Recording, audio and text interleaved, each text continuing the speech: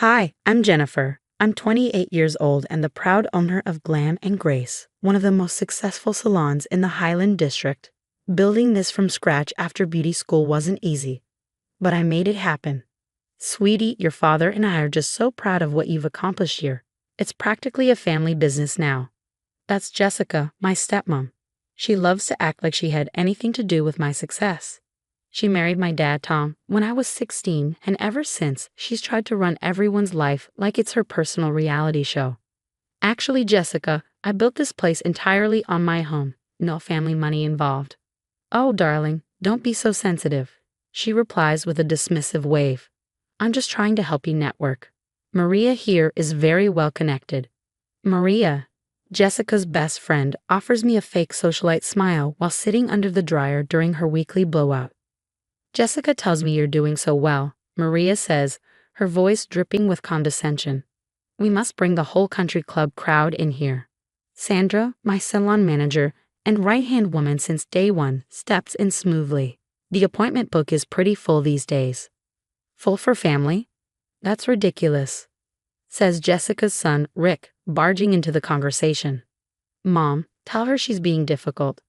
Nobody's getting special treatment, Rick. Not even family, I say firmly. This isn't how family behaves. Jessica snaps, her voice loud enough for all my clients to hear.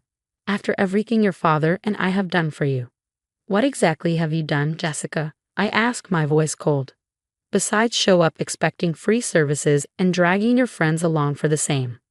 Jessica's face flushes. Well, I never. And that's the problem, I cut in. You never consider that this is my business. Not your personal salon. I worked hard for this. Jessica stiffens. Your father will hear about this attitude. I was just trying to help you build connections, she huffs. Maria was going to recommend you to her charity committee friends for free services, of course. It's called marketing, darling. But clearly, you're too inexperienced to understand how things work in our circle. My circle is doing just fine, I reply. Sandra, please make sure everyone knows our friends and family discount policy. 10% off, just like any other loyal customer. Jessica grabs her designer purse, her face a storm cloud. Come on, Maria, we'll go to Claude's salon instead. They know how to treat elite clientele. Have fun paying triple for half the quality, Sandra calls after them as they storm out. Peter, my boyfriend, comes over and wraps an arm around me. You handled that perfectly, he says. Don't let them guilt you into giving away your hard work. Looking around at my bustling salon, I know he's right. I built this place on quality and fairness, not social climbing or freebies. If Jessica and her entourage can't respect that, they can take their entitled attitudes elsewhere. But Jessica isn't done. A few days later, she struts into the salon with 6 of her friends, all decked out in designer outfits and dripping entitlement. Ladies, the Peninsula Charity Ball starts in 4 hours, she announces dramatically. We need the works. Hair, makeup, nails, for everyone. Did you make appointments? I ask, already suspecting the answer. Oh please, Jessica scoffs. We don't need appointments. We're family. The salon is fully booked today, I reply, my voice steady. I have loyal, paying clients scheduled. Well, unschedule them, she snaps. This is the biggest social event of the season, and I've already told everyone my stepdaughter would take care of us. That's not happening, I say firmly. You can't just walk in and demand 7 full services worth over $2,000, especially for free. Jessica's face darkens. $2,000 for family? You ungrateful little. Keep your voice down, I warn. My prices are clearly posted. After a dramatic gasp from Maria, Jessica starts ranting. After everything we've done for you, can you believe this?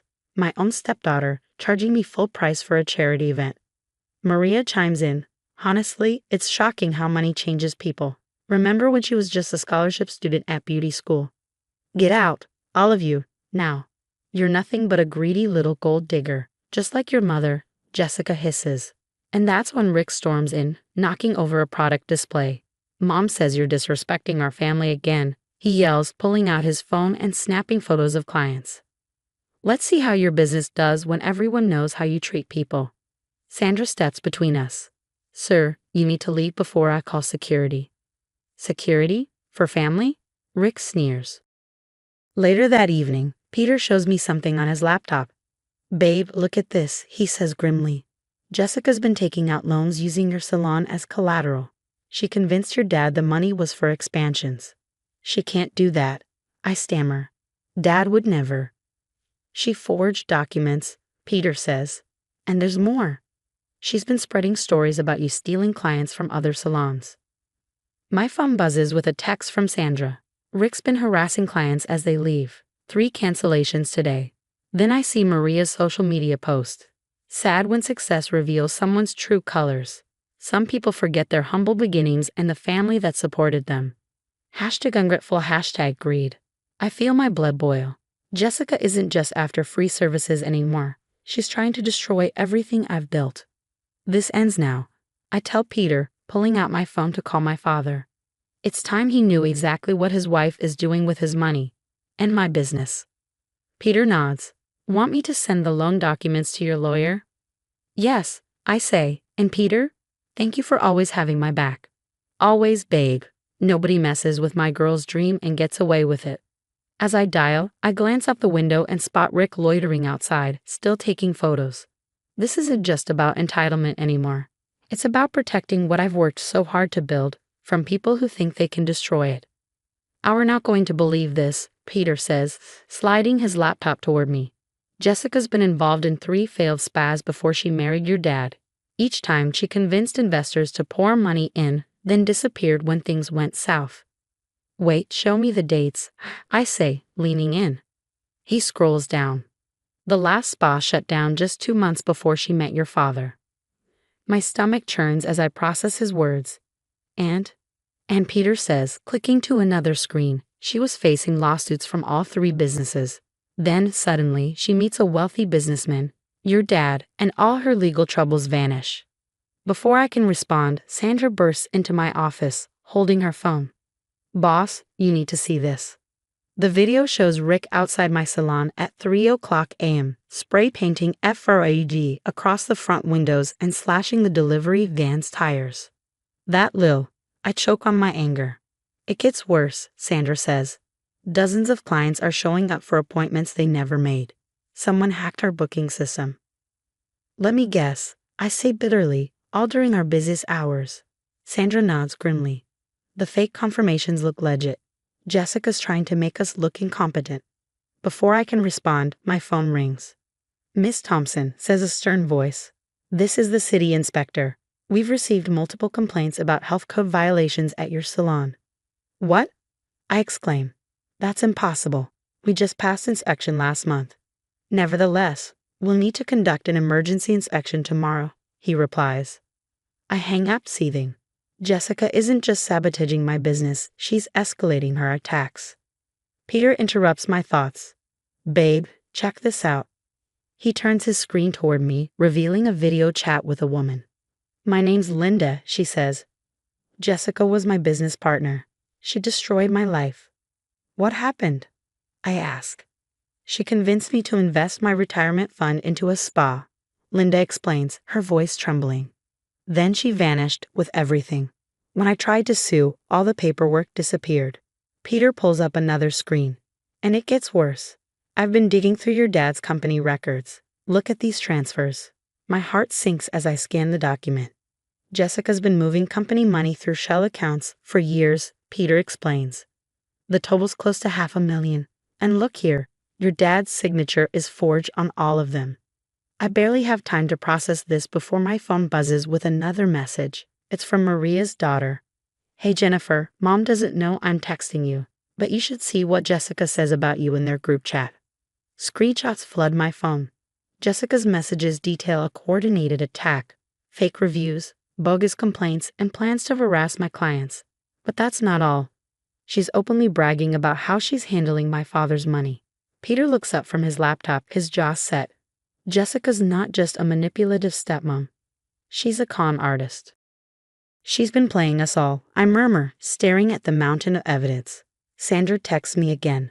Security footage shows Rick trying to break into the back office. Cops are on their way. Looking at the chaos Jessica and her accomplices have unleashed. Fraudulent businesses, embezzlement, forged signatures, and relentless harassment. I finally see the full picture. She thought she could destroy everything I've built, I say, my voice steady with determination. But she didn't count on me fighting back. Peter nods. Your dad needs to see all of this. He will, I say, steeling myself. But first, we're talking to those other business owners she scammed. How many have you found? 7 so far, Peter replies, and they're all ready to help take her down. Before I can respond, my phone buzzes again. This time, it's a post from Maria's daughter. OMG, Mom's charity is totally fake. Can't believe Jessica's been pocketing donations for years. Hashtag exposing fraud, hashtag Champagne charity scam. Attached are receipts, proof of Jessica's lies. I watch in real time as the post spreads like wildfire. Within hours, the country club crowd is in chaos, and my phone won't stop buzzing. Did you see? They just arrested Rick. Sandra bursts into my office, breathless. Turns out he had outstanding warrants for assault. They caught him vandalizing the salon. Karma's finally catching up, Peter says, walking in and holding up his phone. Check Twitter. Jessica's old business partners are going viral with their stories. 7 different fraud cases. She's toast. The door slams open and my father storms into the salon, his face red with anger. Where is she? Where is Jessica? Dad, I saw the evidence, Jennifer. The embezzlement, the forged signatures, the loans against your salon. How long have you known? We just put it all together. I'm so sorry, Dad. Don't apologize, he says, shaking his head. I'm the one who brought her into our lives. But no more. I've already called my lawyer. I want a divorce. The door chimes, and in walks Maria, looking uncharacteristically nervous. Jennifer, I need to apologize, she says quietly. I had no idea Jessica was stealing from the charity committee. We've all been such fools.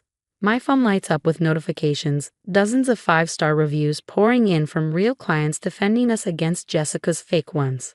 News outlets are asking for interviews about Jessica's charity scam, Sandra says, grinning. Oh, and your new location permits just got approved. Turns out the city inspector was one of Jessica's friends. Peter adds, she's under investigation now too. 2 weeks later, I'm checking the construction progress at my second salon when Sandra calls. Jessica's here, she says, and she looks rough. I step outside to find Jessica waiting by my car. The designer clothes and perfect makeup are gone, replaced with discount store attire and dark circles under her eyes. Jennifer, please, she says, her voice trembling. Everyone's abandoned me. The country club revoked my membership. Tom froze all the accounts. I have nothing left. That's not my problem, I say, crossing my arms. I was wrong, okay. I admit it. I'll tell everyone the truth. Just help me. We're family. No, Jessica, I reply, my voice cold. We're not. We never were. You tried to destroy everything I built. I can change, she pleads. I'll make it up to you. Walking past her to my car, I hear her sobbing. Please, I'm sorry. I don't even turn around. 6 months later, I'm cutting the ribbon at my second location. Peter, now my fiancé, cheers from the front row. Dad's healing and dating a kind woman who actually earned her success. Look at this, Sandra says, showing me her phone. It's an article about Jessica's bankruptcy filing. She's living in a studio apartment, working as a telemarketer. Rick is serving time for multiple charges. Maria and her daughter approach me beaming. Your new place is gorgeous, Jennifer, Maria says. Would you consider being our official stylist for the Real Charity Gala? Full price, of course. Send your event coordinator over, I say, smiling. We'll work something out. Later that night, Peter holds me close. I'm so proud of you, babe. You didn't just survive, you thrived. Looking around at my expanding business, my real friends, and my stronger-than-ever family, I realize something. Toxic people sometimes do you a favor by showing their true colors.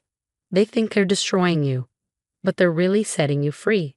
I heard Jessica's living off grocery store box die these days. Karma really is a stylist with a perfect memory for those who deserve a make-under.